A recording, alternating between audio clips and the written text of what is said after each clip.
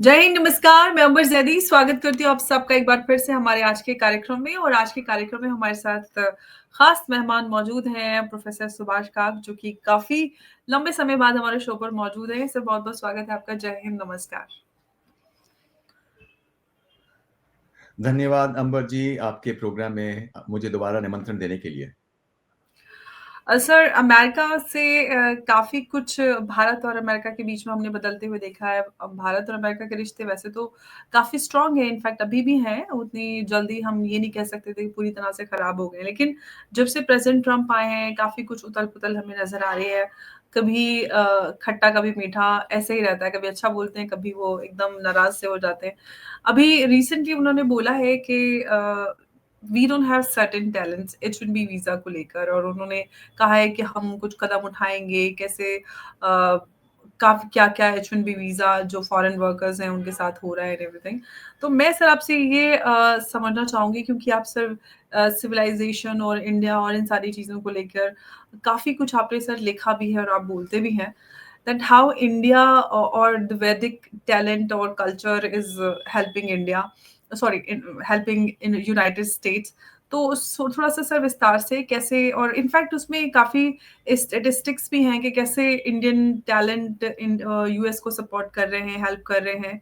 और ये तो सर वैसे भी बहुत ज़्यादा चर्चित विषय है कि किस तरह से चाहे टॉप सीईओज़ हों, इंडियन टेकीज़ हों, डॉक्टर्स हों, साइंटिस्ट हों, ये सबके ज़ुबान पे रहता है। आपसे मैं थोड़ा-सा और विस्तार से समझना चाहूँगी, क्योंकि सर आप वहाँ पे ही हैं, और कैसे ये पूरे पूरे ही वेस्ट को, और अगर हम इसको और थोड़ा-सा आगे बढ़ाएँ तो?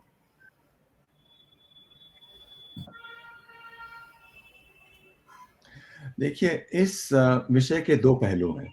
सबसे पहली बात तो ये है कि वेस्ट में, अमेरिका में, यूरोप में और ईस्ट में भी जो इस समय हुँ। जनसंख्या है वो कम घट रही है। पॉपुलेशन रिडक्शन हो रहा है बहुत तेज़ी से। 1970 से शुरू हुआ, तभी से पूरी जियोपॉलिटिकल इक्वेशंस बदलती आ रही हैं और इसपे लोग ध्यान नहीं देते हैं कि पॉपुलेशन घट रही है, क्योंकि अभी तक पूरे मीडिया में बात तो ये होती थी कि पॉपुलेशन एक्सप्लोजन हो रहा है और जो बढ़ रहा था, लेकिन अब घटना शुरू हो गया है। तो अमेरिका को कंपैरेटिव रहने के लिए बहुत ज़रूरी है कि सुशिक्षित यहाँ पे लोग हों, जो टेक रिवॉल्यूशन जो अमेरिका में काफ़ी कुछ हुई है, यहीं से शुरू हुई है, पिछले 10-20 साल में, वो आगे चलती रहे। तो अमेरिका की प्रॉब्लम्स तो ये हैं, सबसे पहले जो अमेरिका के जो स्कूल सिस्टम है, वो बहुत कमज़ोर है। कोई 10% जो स्टूडेंट्स अमेरिकन स्कूल से निकलते हैं, हाई स्कूल्स की मैं बात कर रहा हूँ, वो अच्छे हैं, लेकिन 25% बच्चे अमेरिका के इलिटरेट हैं, वो फंक्शनली इलिटरेट हैं, वो पढ़ नहीं सकते, केवल अपना नाम साइन कर सकते हैं। तो अमेरिका में जो टैलेंट पूल है टेक्नोलॉजी के लिए, स्टेम अर्थात साइंस, टेक्नोलॉजी, मैथमेटिक्स के सब्जेक्ट, कंप्यूटर साइंस, वो कम है। इसलिए उनको बच्चों की ज़रूरत है, युवाओं की ज़रूरत है, और वो आजकल भारत और चीन से अधिकतर ले आते रहे हैं पिछले 20-30 साल से। तो अब जब से ट्रम्प प्रेज़िडेंट बने, तो ट्रम्प नेशनलिस्ट है। तो उन्होंने देखा है कि अमेरिका और चीन के बीच में जो स्पर्धा हो रही है, कॉन्टेस्ट है, उसमें कई तरीकों से चीन आगे बढ़ गया है। अगर आप देखेंगे परचेजिंग पावर पैरिटी के बेसिस पे जीडीपी, तो चीन ने अमेरिका को पीछे कर रखा है और तीसरे स्थान पे भारत है।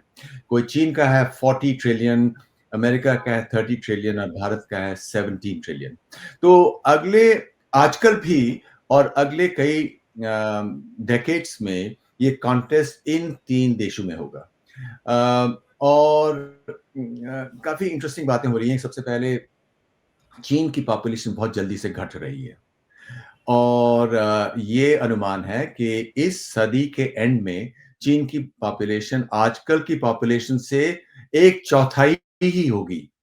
तो इस ये भी एक कारण है कि चीन इतना ज़्यादा स्ट्रेस क्यों एआई को दे रहा है, रोबोटिक्स को क्यों दे रहा है, क्योंकि वहाँ पे लोग नहीं हैं। तो और इसके प्रूफ में मैं आपको ये बताना चाहता हूँ कि चीन में पिछले कुछ सालों में 9 मिलियन बच्चे हो रहे हैं। अमेरिका में 4 मिलियन साल में और भारत में 24 मिलियन। चीन में केवल 9 मिलियन। चीन की पॉपुलेशन अमेरिका से 4 गुनी है, लेकिन वहाँ पे केवल दुगने बच्चे हो रहे हैं जो अमेरिका में हो रहे हैं। तो ये बड़ा इंटरेस्टिंग कॉन्टेस्ट है और डोनाल्ड ट्रंप क्योंकि वो टेक्नोलॉजी को चाहता है कि अमेरिका में दोबारा आ जाए और उसने ये टैरिफ्स लगाए हैं, वो कंपनीज़ को इंड्यूसमेंट्स दे रहा है कि आप अमेरिका में ही फैक्ट्रीज़ लगाइए और ख़ास तौर पे कनाडा को बहुत थप्पड़ लग रहे हैं अमेरिका से। कनाडा की जो ऑटोमोबाइल इंडस्ट्री है, उस पे टैरिफ्स लगा के जो ये कंपनीज़ हैं, इनको अब कंपल्सिवली फ़ोर्स किया जा रहा है कि वो अमेरिका में रिलोकेट करें। तो अब जबकि ट्रंप ये जानता है, वो ये भी जानता है कि एकदम चाहे वो अमेरिका को दोबारा सेंट्रल चीज़ बनाना चाहता है, प्लेस बनाना चाहता है, लेकिन वो जो H-1B वीज़ा स्टेटस है, जिसके अधीन पे इतने भारतीय लोग अमेरिका में आए हैं, उनको वो रिस्ट्रिक्शन लगाना चाहता है। पहले $1000 होती थी उसकी फ़ी, अब उसको $1,00,000 बनाना चाहता है। लेकिन उसको मालूम है वो एकदम उसको काटा नहीं जा सकता, क्योंकि अमेरिका में उतने युवा लोग हैं ही नहीं। तो ये बड़ी कॉम्प्लिकेटेड गेम होगी और मैं तो सोचता हूँ कि भारत की स्थिति इस सब कॉम्पिटिशन में काफ़ी अच्छी है, क्योंकि भारत जैसे मैं आपको बता रहा था, तीसरे स्थान पे है पीपीपी के बेसिस पे वर्ल्ड इकोनॉमीज़ में और भारत का बड़ा स्वीट स्पॉट है, जहाँ तक पॉपुलेशन की बात है। इस समय चीन की पॉपुलेशन कोलैप्स हो रही है, अमेरिका इमिग्रेंट्स ले रहा है तभी कोलैप्स नहीं हो रही है, लेकिन अमेरिका में जो सफ़ेद लोग हैं, उनकी पॉपुलेशन भी घट रही है। अभी वो 65% हैं, अगले 20 साल में वो 50% से नीचे हो जाएँगे। लेकिन जो भारत है, भारत की पॉपुलेशन घटनी शुरू होगी 20 साल के बाद और भारत इसीलिए सब देश आजकल जैसे जापान भी चाहता है कि वो भारत के युवाओं को लेबर के लिए ले आ जाए, इज़राइल ने किया है और अन्य देश यूरोप के देश भी चाहते हैं कि भारतीय लोग आएँ। तो ये एक बड़ी इंटरेस्टिंग गेम हो रही है और इसमें विभिन्न पहलू आते रहेंगे और मेरे मेरे अनुमान में कि सब लोग भारत को कोट करेंगे कि भारत को कहेंगे कि आप देखिए आप कैसे हमारे साथ कोलैबोरेशन कर सकते हैं। चीन चीन की बात अब आप कहेंगे कि चीन के साथ क्यों नहीं? एक तो सबसे पहले चीन इस समय अमेरिका का सबसे बड़ा राइवल है। जो यूरोप है, यूरोप अमेरिका की एक वैसल स्टेट अर्थात कॉलोनी जैसी बन गई है। यूरोप में वो कॉन्फिडेंस नहीं है और यूरोप में जो आइडियोलॉजिकल आर्ग्यूमेंट्स हैं, जो क्लाइमेट के बारे में और अन्य बातों के बारे में, उन्होंने अपने पाँव पे ही कुल्हाड़ी लगाई है। जैसे जर्मनी ने अपने न्यूक्लियर पावर प्लांट्स को बंद कर दिया, अपने कोल फायर्ड प्लांट्स को बंद कर दिया। जर्मनी में जो इलेक्ट्रिसिटी की कॉस्ट है, वो अमेरिका से 4 गुना है। इसलिए जर्मनी की कंपनी जो जर्मन यूरोप का इंडस्ट्रियल इंजन था, वो कंपनीज़ वहाँ फेल हो रही है। और ऐसा नहीं लगता है कि जर्मनी के जो इंटेलेक्चुअल्स और लीडर्स हैं, अभी उनमें वो शक्ति आई है ताकि वो अपने इस जो ये मैडनेस है, जो क्लाइमेट रिलिजन की मैडनेस है, उससे बाहर निकल आए। अमेरिकन्स प्रैग्मैटिक हैं और डोनाल्ड ट्रंप में जो अमेरिका में भी एक्सेसेस हो रही थी कोटा रिजर्वेशन की, जिनकी एक्सेसेस भारत में भी हो रही हैं। मैं तो भारत को कभी-कभी कहता हूँ Republic of quotas and reservation. तो अमेरिका में भी था डीईआई लेकिन डोनाल्ड ट्रंप ने उसको हटा दिया। तो काफ़ी इंटरेस्टिंग इस समय सिचुएशन है और भारत इज़ वेल प्लेस्ड। जिस तरह से हम देख रहे हैं प्रेज़िडेंट ट्रंप ने अभी इससे पहले ये भी बोला था कि अभी भारत में मुझे लोग पसंद नहीं कर रहे हैं, लेकिन मैं कुछ ऐसा करूँगा, टैरिफ को लेकर भी उन्होंने कहा था कि मैं टैरिफ घटा सकता हूँ। उससे पहले भारत आने को लेकर भी उन्होंने इच्छा ज़ाहिर की, सारी चीज़ें। अब कहीं न कहीं आपको क्या लग रहा है कि जो भी प्रेशर टैक्टिक्स थी, उनको आज़माने के बाद क्या अब प्रेज़िडेंट ट्रंप यू टर्न लेते नज़र आ रहे हैं? प्रेसिडेंट ट्रंप हमेशा यू टर्न लेते रहते हैं, वो उनकी पर्सनैलिटी है। Deal, art of the deal, तो उसमें क्या होता है सबसे पहले आप बहुत एक्सट्रीम स्टेप्स लेते हैं, ताकि जो हुँ, दूसरी साइड है वो हाफ वे में उसको मिले हुँ। और वैसा ही भारत में भी होगा और अमेरिका की समस्या ये है कि अमेरिका चीन से इकोनॉमिकली भिड़ने के लिए भारत के बिना आगे बढ़ नहीं सकता। तो अमेरिका के सब स्मार्ट लोगों को ये बात मालूम है, और जो डोनाल्ड ट्रंप हैं वो बहुत प्रैग्मैटिक व्यक्ति हैं, उनको भी ये हुँ, मालूम है। और अब देखिए अमेरिका में भी जो बिज़नेसेस हैं, सबसे बड़ी बिज़नेसेस हैं, उसमें भारतीय लोग बहुत ऊँची स्थानों पे हैं, सब जगह कहीं भी आप जाइए। कैलिफ़ोर्निया में जाएँ या न्यूयॉर्क में जाइए या फ्लोरिडा में जाएँ, और वैसा चलता ही रहेगा क्योंकि ये लोग बड़े स्किल्ड हैं, जानते हैं कि कैसे बड़ी ऑर्गेनाइज़ेशन को चलाया जाए, और ये स्किल्स उनको भारत में एक जो व्यक्ति को जॉइंट फैमिली में नेविगेट करने से निकल आते हैं, आदमी सीख लेता है कि कैसे आपको लोगों के साथ डिफरेंट तरीके से सबके साथ मिलके आगे बढ़ना होता है। तो ये स्किल्स अमेरिकन कंपनीज को चलाने में बहुत ही यूज़फुल है, और ये चलता ही रहेगा। और मैं तो बहुत ही ऑप्टिमिस्टिक हूँ। अभी डोनाल्ड ट्रंप ये भी कह रहे थे कि मैं हो सकता है कि भारत अगले साल जनवरी में आ जाऊँ। तो वो स्वीट एंड सावर सिग्नल दोनों आ रही हैं, but that is his style, और वैसा होता ही रहेगा। लेकिन सर अगर हम जिस तरह से अब ये समझने की कोशिश करते हैं, जो सबसे बड़ा चर्चित विषय रहता है कि किस तरह से ये जो वैदिक कल्चर है, हम किस तरह से पूरी वेस्ट को सपोर्ट करते हैं। इनफैक्ट नॉट ओनली वेस्ट, अगर हम यूएई और वेस्ट एशियन कंट्रीज़ में भी देखें, तो भारतीय काफ़ी बड़े स्तर पर एक टैलेंट पूल हम देते हैं, ह्यूमन रिसोर्सेज़ हमारा होता है। तो मैं अगर अब हम इसको सिविलाइज़ेशनल वैल्यूज़ के आधार पर देखें, तो किस तरह से वो पूरे विश्व को आगे बढ़ने में या एक संतुलन बनाए रखने में मदद कर रही हैं? देखिए, बहुत ही ये एक सूक्ष्म पॉइंट है अबाउट व्यक्ति जीवन कैसे जीता है। हुँ, आजकल आधुनिक काल में हमें बहुत सहूलियत है टेक्नोलॉजी की, बहुत अच्छी चीज़ें हैं। कंप्यूटर पे, टेलीफ़ोन पे आप सवेरे से शाम तक इमेजेस को देख सकते हैं, रील्स को देख सकते हैं, और कई लोग ऐसा करते भी हैं। लेकिन चाहे उससे आनंद भी लोगों को मिले, लेकिन उसमें खोखलापन भी है। तो इसलिए जो मॉडर्न लाइफ़ है, उसमें काफ़ी कुछ एम्प्टीनेस है। और वो अमेरिका में आप देख रहे हैं कितना ड्रग एडिक्शन है, जो बढ़ता ही जा रहा है। कितने लोग मर रहे हैं, साल में 1 लाख लोग फेंटेनिल ओवरडोज़ से मर रहे हैं।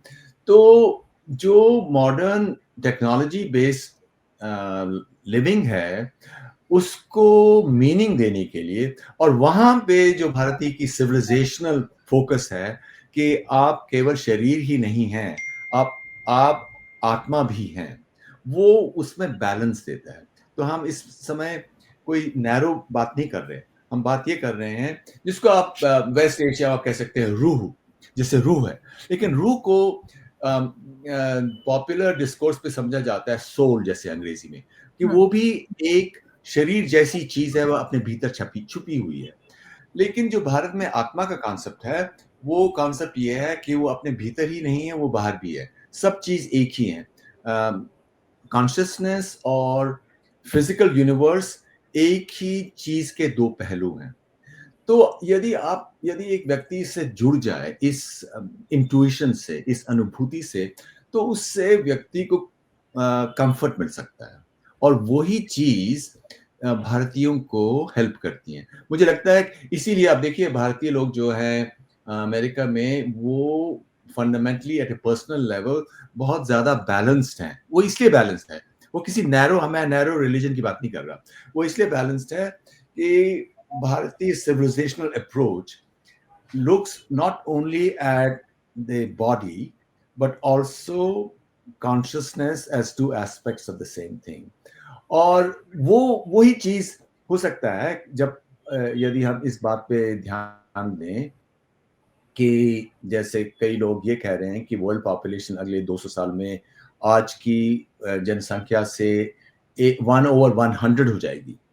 और वो अब कहेंगे वो कितना इज़न्ट दैट रिमार्केबल, वो कैसे पॉसिबल है? अब देखिए इस समय भारत में और या अमेरिका में या यूरोप में, चीन में, कोरिया में ऑन एन एवरेज एक फैमिली के एक कपल के एक बच्चा होता है। ऑन एन एवरेज कोई कुछ के 2 होते हैं, कुछ के नहीं होते हैं, कुछ लोग विवाह नहीं करते। कुछ के 3 भी हों, लेकिन एवरेज कुछ 1 से 1 से थोड़ा-सा ऊपर है।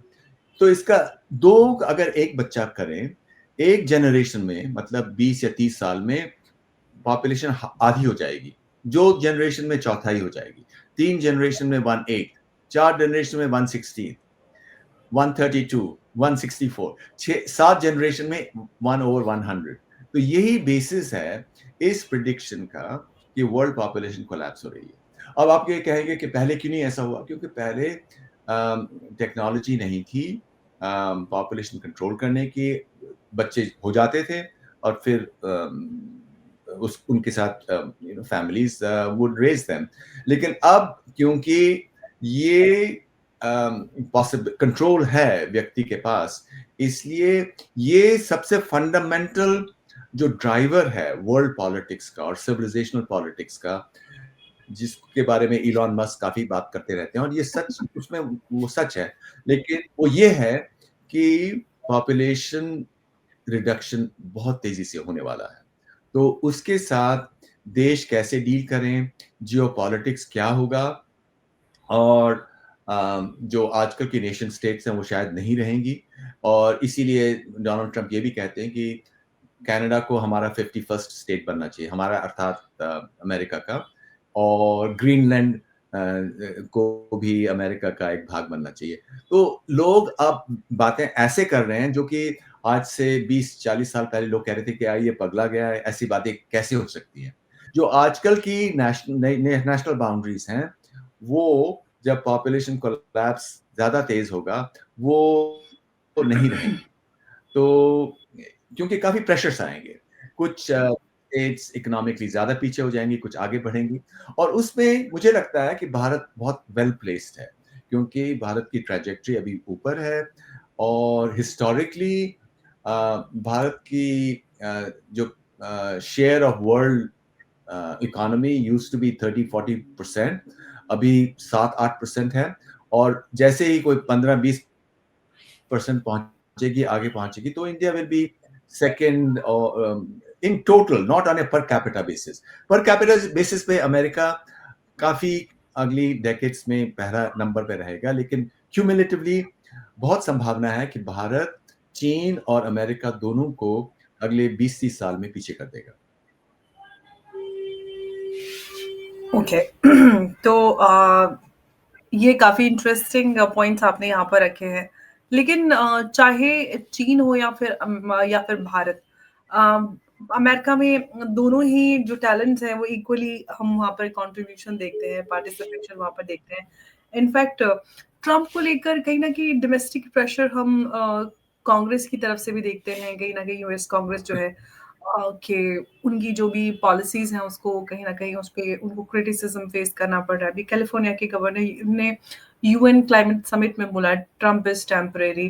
तो कई सारे ऐसे स्टेटमेंट देखने के लिए मिलते हैं। तो जिस तरह से एक ट्रम्प के खिलाफ एक डोमेस्टिक प्रेशर निकल कर आ रहा है। इनफैक्ट ज़ोहरान ममदानी की जीत को लेकर भी बहुत सारे लोग कह रहे हैं कि कहीं न कहीं लोग उनकी पॉलिसी से परेशान हैं और ये उसी का नतीजा है। कुछ हम सर बदलाव देख सकते हैं आने वाले समय में, जो मिड टर्म्स भी हैं, क्या रिपब्लिकन्स के लिए मुश्किलें होने वाली हैं? और ख़ासतौर से सर इंडियंस को लेके मैं एक और बात सर आपसे जानना चाहूँगी कि जो भी भारत और अमेरिका के बीच में चल रहा है, रिपब्लिकन्स की जो हेट्रेड है, रेशियल कमेंट्स और सारी चीज़ें सोशल मीडिया से लेकर ऑन रोड इंडियंस के ऊपर देखी जा रही है। बहुत ज़्यादा टारगेट हो रहे हैं। इन सारी चीज़ों को लेकर आपको और जो इंडियंस हैं वहाँ पर वो कैसे देख रहे हैं? क्योंकि बहुत सारे लोग जिनसे मेरी बात होती है वो बाहर जाते हुए भी डिपार्टमेंटल स्टोर्स जाते हुए भी डर रहे हैं लोग। नहीं, वो तो उसका कारण ये है कि जो सोशल मीडिया है, वो छोटी चीज़ों को एम्प्लीफाई करता है।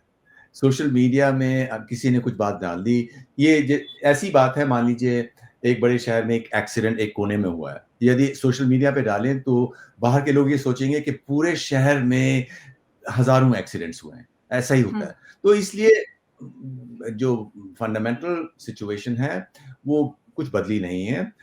जो भारतीय लोग हैं वो बड़े पॉपुलर भी हैं, क्योंकि वो डॉक्टर हैं, प्रोफ़ेसर्स हैं, लोग मिलने-जुलने में अच्छे हैं। अब एक बात तो ये है, सच है कि पिछले आधे 5-6 महीने में एक ईर्ष्या जो है, वो जो बहुत पावरफुल इमोशन है, वो थोड़ी बहुत उभर आई है। अमेरिका में। और उसका कारण ये है कि जो अमेरिका में भारतीय लोग हैं, उनका उनकी पर कैपिटा इनकम बाकी लोगों से दुगनी है। सफ़ेद लोगों से भी दुगनी है, चीनियों से भी दुगनी है। देखिए, चीनियों के साथ अमेरिका में उतनी ईर्ष्या नहीं है क्योंकि चीनी लोग उतने आगे नहीं हैं, उतने धनी नहीं हैं जितने भारतीय हैं। भारतीय सब अन्य जो एथनिक ग्रुप्स हैं, उनसे उतने धनी। तो ये ईर्ष्या का एक कारण हो सकता है। लेकिन ये बातें तो मीडिया में उभरती रहती हैं, और सोशल मीडिया इसको एम्प्लीफाई करता रहता है, लेकिन फंडामेंटली ग्राउंड पे अमेरिका में सिचुएशन बदली नहीं है और कोई खतरा नहीं है भारतीयों को। ऐसा लगता होगा दिल्ली में बैठ के, क्या भारतीयों को भी जैसे युगांडा से भारतीयों को निकाला गया, अमेरिका से निकाला जाएगा? नहीं, नहीं, कुछ वैसा कुछ नहीं होने वाला है। और सबसे पहले दूसरी बात ये है कि मैं जैसे आपको बता रहा था कि अमेरिका में जो व्हाइट लोग हैं, उनकी प्रोपोर्शन बहुत तेजी से घट रही है। जैसे मैंने बताया, अगले 20 साल में 50% से कम हो जाएगी। तो बड़े-बड़े शहरों में जब अमेरिका में आप जाते हैं, जैसे कैलिफोर्निया में जाएँगे, आप उतने सफ़ेद लोग देखेंगे भी नहीं। तो कौन लोग भारतीयों से उस समय जो उनके अपोज़िट हैं, आप भारतीयों को ही देखेंगे अपने इर्द-गिर्द, मॉल्स में भी। तो इसलिए वो बात कोई बड़ी बात नहीं है, जहाँ तक मेरी समझ है। ओके, लेकिन सर हम रीसेट देख पाएँगे भारत और अमेरिका के रिश्तों में जल्दी, क्योंकि प्रेशर उधर से यूएस कांग्रेस की तरफ से भी है, और जो इकोनॉमिक एक्सपर्ट्स हैं वो भी कह रहे हैं कि बहुत ज़रूरी है सारी चीज़ों को रीसेट करना, और अमेरिका में जिस तरह से इकोनॉमिक डाउनफॉल और इस तरह की चीज़ रिसेशन को लेकर बहुत सारे एक्सपर्ट्स वार्निंग दे रहे हैं, उस सब के बीच में कितना अहम हो जाता है भारत और अमेरिका के बीच में रीसेट? वो रीसेट अमेरिका समझता है, अमेरिका रीसेट चाहता है, अमेरिका को भारत की ज़रूरत है। क्योंकि ये 3 बड़े ये डांस हो रहा है, चीन, अ अमेरिका और भारत के बीच में। तो इस ट्रिपल डांस में जो अमेरिका चाहता था कि भारत उसके साथ जुड़ जाए। लेकिन मेरी समझ में जो भारत ने पॉलिसी अपनाई है वही सही है। भारत को अपनी ऑटोनॉमी, स्ट्रैटेजिक ऑटोनॉमी को मेंटेन करना बहुत ज़रूरी है। और उसका कारण ये है अ, कि जब 2 साइड्स होती हैं, तो ज़्यादा पॉसिबिलिटी हो जाती है कि वायलेंस दोनों के बीच में आ जाए। 2 साइड्स तभी होती हैं जब सिचुएशन ऑफ वॉर होती है, जैसे आप सेकंड वर्ल्ड वॉर देखिए। नॉर्मल स्टेट में हमेशा 3 साइड्स होती हैं। कहीं भी आप देखिए, सोशल सिचुएशंस में भी 2 शहर में 2 बड़े अमीर लोग हैं, तो एक तीसरा ग्रुप भी होता है जो दोनों के साथ रिश्ते रखता है। तो वही बात इंटरनेशनली भी, जियोपॉलिटिकली एंड जियोस्ट्रैटेजिकली अमेरिका, चीन और भारत के बीच में भी होता रहेगा।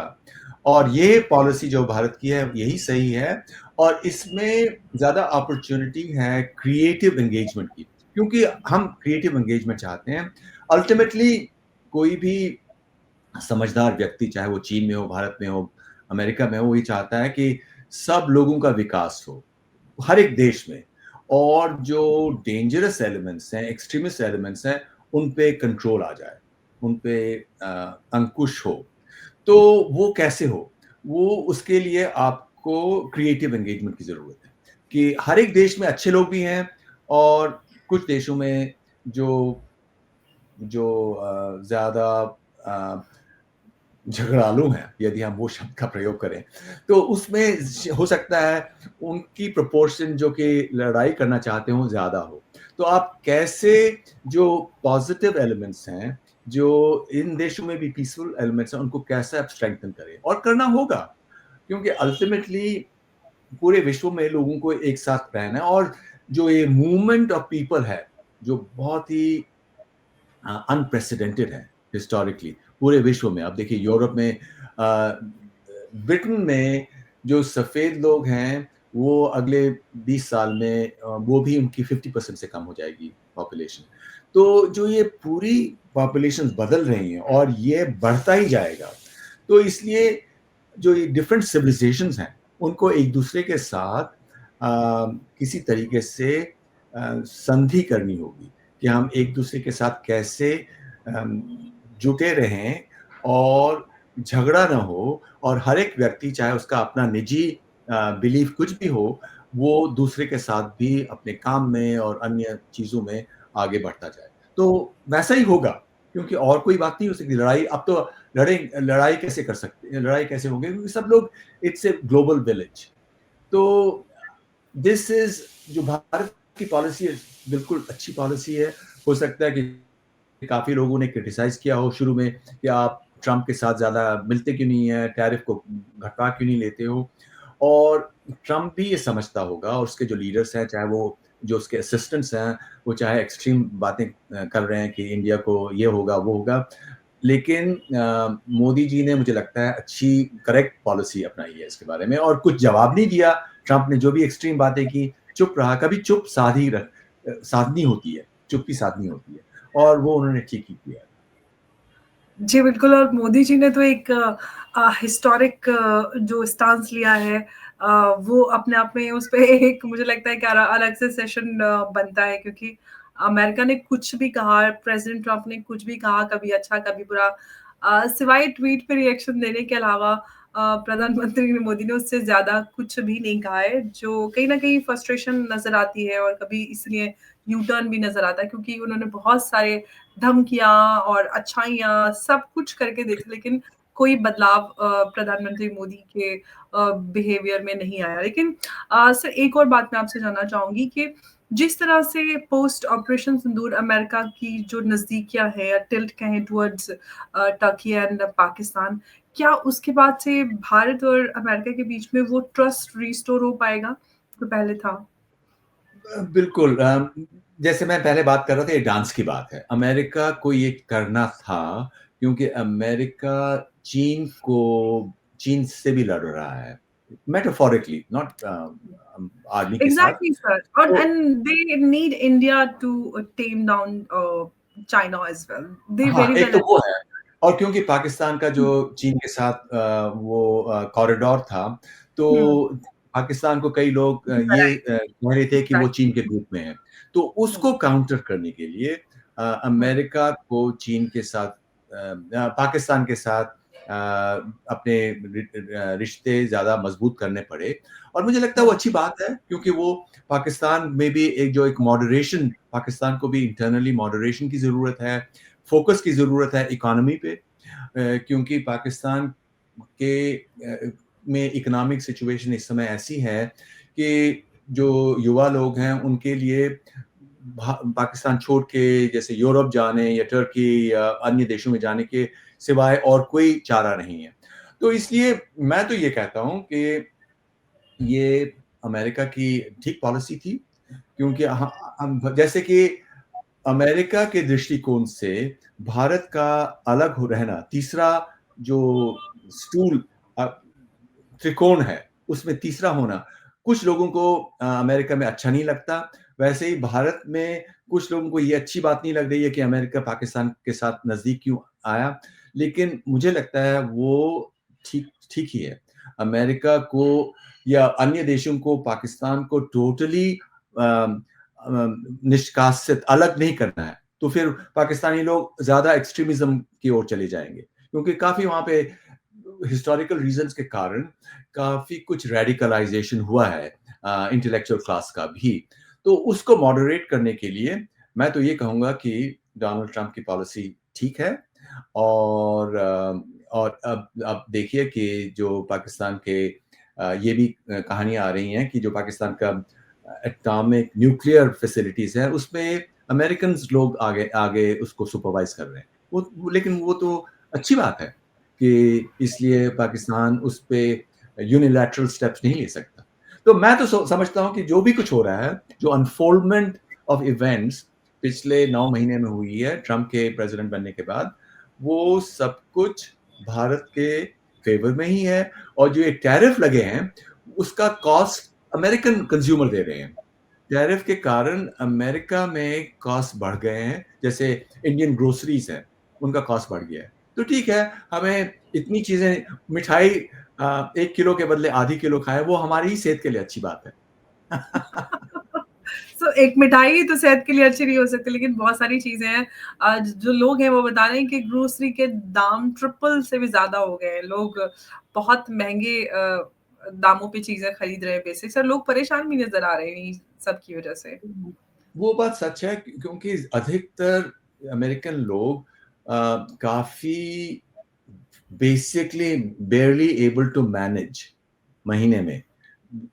ये विचार कि अमेरिकन लोग बहुत रिच हैं लगता है, एक सेंस में है, लोगों के पास घर है, लेकिन हर एक आदमी तो उसमें भी इंडियन अमेरिकन ही है जिनके पास ज्यादा घर है। हाँ, नहीं डेट पे उधार पे चल रहे हैं और इसलिए सब चीजें महंगी हो गई हैं। और ये एक तरीका अमेरिका का है लोगों को ज्यादा मेहनत कराने के लिए। यदि आप उधार पे चल रहे हैं तो आपको ज्यादा ही मेहनत करनी है। लेकिन तो ये सब बड़ा इंटरेस्टिंग मिक्स है। लेकिन यहाँ पे बहुत वेस्ट भी है। कुछ लोग जो यहाँ पे सोशल वेलफेयर सिस्टम है उसका एडवांटेज भी ले रहे हैं। तो अमेरिका की अपनी प्रॉब्लम्स हैं, बहुत कॉम्प्लिकेटेड प्रॉब्लम्स हैं। भारत की भी है। भारत में जो ये कोटा रिजर्वेशन सिस्टम है जिसको कुछ पॉलिटिकल पार्टीज और बढ़ाना चाहते हैं, क्योंकि जो भारत को यदि नंबर 1 पे पहुंचना है तो उनको सचमुच एक ऐसी स्टेट बनानी पड़ेगी जिसमें हर एक नागरिक बिल्कुल एक ही हो, एक ही स्टेट पे हो और एक ही बिल्कुल एक इक्वल राइट्स हो, चाहे उनके कुछ भी अपने पर्सनल बिलीफ सिस्टम हो। और लेकिन ये politically it's not an easy thing, ये भी मैं समझता हूँ। तो इसका रास्ता पेचीदा है। वैसे ही अमेरिका में भी रिफॉर्म का रास्ता पेचीदा है। और डोनाल्ड ट्रंप जैसा ही जो व्यक्ति अपने में जिसको सुप्रीम सेल्फ कॉन्फिडेंस है, और इसकी सेल्फ कॉन्फिडेंस इसलिए भी आई क्योंकि उसको ऑलमोस्ट असैसिनेट किया गया पिछले साल। तो यही व्यक्ति जो यहाँ पे कोटा रिजर्वेशन सिस्टम था जिसको डीईआई कहते हैं, इसी व्यक्ति में वो हिम्मत थी उसको एकदम हटाने की। और पॉलिटिकल क्लास में किसी और व्यक्ति में वैसी हिम्मत नहीं थी। तो इसलिए कई चीजें अमेरिका ने जो की हैं, अमेरिका में डोनाल्ड ट्रंप ने पिछले 9 महीने में की हैं, उससे अमेरिका को बहुत फायदा हो रहा है। इसलिए जो रिपब्लिकन पार्टी है इस समय डेमोक्रेटिक पार्टी से 10-15 पॉइंट आगे है। अब जब जहां तक जोहरान ममदानी की बात है, जोहरान ममदानी में काफी कैरिस्मा है, उसने बहुत अच्छा कैंपेन किया, लेकिन उसके सामने भी बड़ी कठिनाइयां हैं। और एक तो डोनाल्ड ट्रंप ने उसे कहा है कि वो काफी पैसा विदहोल्ड करेगा और वो टैक्स नहीं बढ़ा सकता। और कुछ लोग ये भी कह रहे हैं कि जोरान ममदानी क्योंकि वो सोशलिस्ट है, उसकी पॉलिसीज वैसे ही हैं जैसे भारत में 70 साल पहले कांग्रेस पार्टी की थी। और जो सोशलिज्म है वो अल्टीमेटली वर्क नहीं करता।